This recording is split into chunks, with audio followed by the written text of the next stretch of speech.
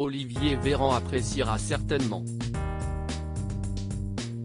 Alors qu'elle gère un ministère particulièrement touché par la pandémie de coronavirus, Roselyne Bachelot a été l'invitée de Laurent Delahousse ce dimanche 29 novembre dans 20h30 le dimanche.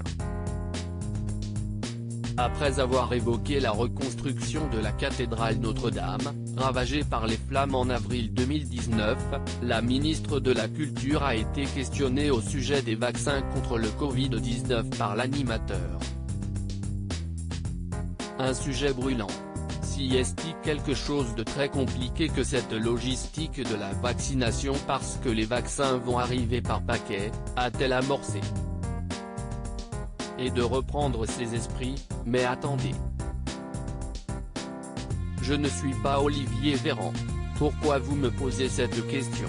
Pris en flagrant délit, Laurent Delahousse a tenté de se justifier. Le compagnon d'Alice Talioni a ainsi rappelé que, avant d'intégrer le gouvernement de Jean Castex, Roselyne Bachelot a tout de même été pharmacienne et même ministre de la Santé, lors du quinquennat de Nicolas Sarkozy et dans le troisième gouvernement de François Fillon. Je me suis dit qu'en matière de vaccins, vous étiez spécialiste, a poursuivi le présentateur. De son côté, la femme politique a préféré s'amuser de cet échange, admettant s'être laissée aller.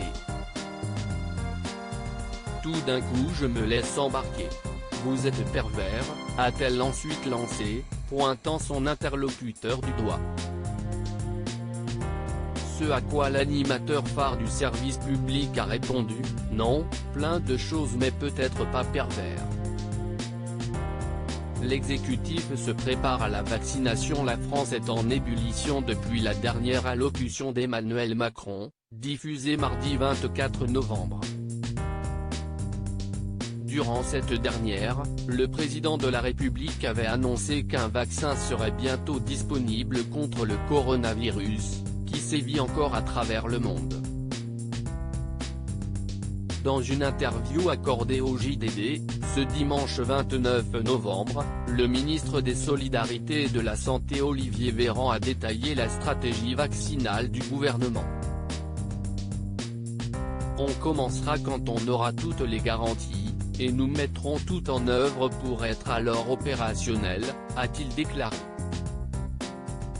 Et de poursuivre, rappelant que le risque zéro n'existait pas, il est hors de question de dire aux Français, nous pourrions démarrer la vaccination, mais nous ne sommes pas prêts.